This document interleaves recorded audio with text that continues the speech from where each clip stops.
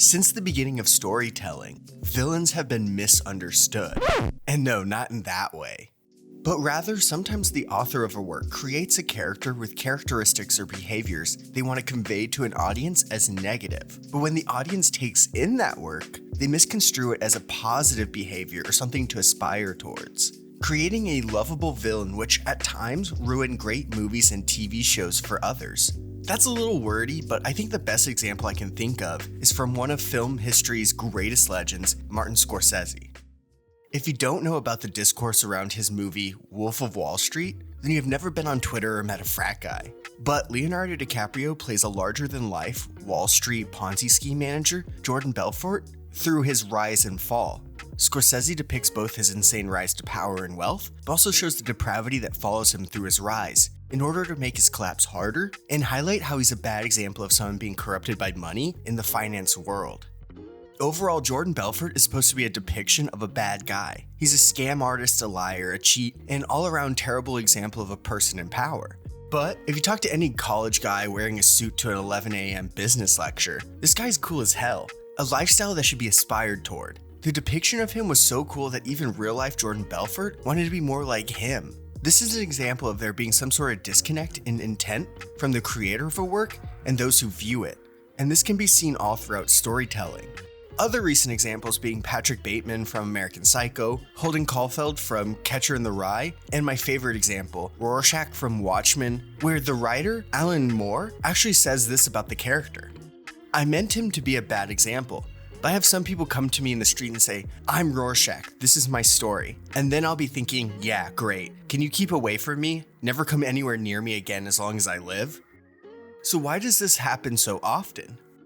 Well, I thought of two different reasons for this. One coming from the viewer putting their own values that they believe are right on characters that should otherwise be disliked, such as Jordan Belfort, who was just used as a tool to glorify the scammy behavior that some people have in the business world to just get to a certain glamorous lifestyle no matter the human cost. But this isn't the same reason why people misunderstand lovable villains like Rorschach or Holden. As a second reason why this happens is that antisocial or bad behaviors are viewed by those who glorify these characters as necessary when the environment and or circumstances are bad, which is then used as the justification for their poor behavior. Kind of hand-waving negative outcomes as a hard yet necessary thing to do when life is already bad, such as Rorschach's desire to clean the filth of the city, i.e. beating the crap out of people. In this case, people view themselves in these characters in that they feel they are okay in doing things they know aren't right, but want to find justification outside themselves. But if you think of a better reason why people misunderstand lovable villains, then please put it down in the comments. I'd love to see it. But these lovable villains can go a step further by not only the audience, but also those who end up directing future iterations of the character, turning what was once a lovable villain into just a disturbed hero.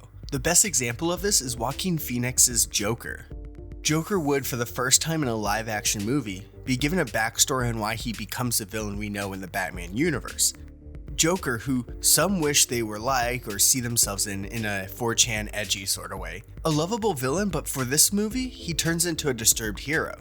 While he does end up killing in the movie, he is more played as a definitely weird guy, but with a good heart. He takes care of his aging mother, he enjoys making kids laugh, and all he really wants is love. But it's the corrupt politicians, the roughness of the city that turns him into the villain we know now as Joker. This is a really true statement in how circumstance can and will create its own worst nightmares, like the Joker. And it's a movie that should be made, but allows those people that find themselves rooting for the lovable villain's actions and commending their behavior to feel validated in their own villainous actions, if they feel they face the same struggles in their own life. While this is not the fault of the movie, or should movies have to worry about this when they're writing a story, it is interesting to look at how this transition can reinforce the idea of bad circumstances validating bad actions. But I think we all pretty much understand that on a base level already. But ultimately, all sorts of media will be misinterpreted through the rest of time, as people will always come to their own conclusions on characters and themes, using their own views on life. And really, that's one of the fun things about watching and discussing movies and TV, is it helps us learn about both the views we hold as well as the views of others. But sometimes, these misunderstandings can kind of ruin a good or even great movie or TV show. You should subscribe for more videos like this one, as well as watching our video on Fleabag.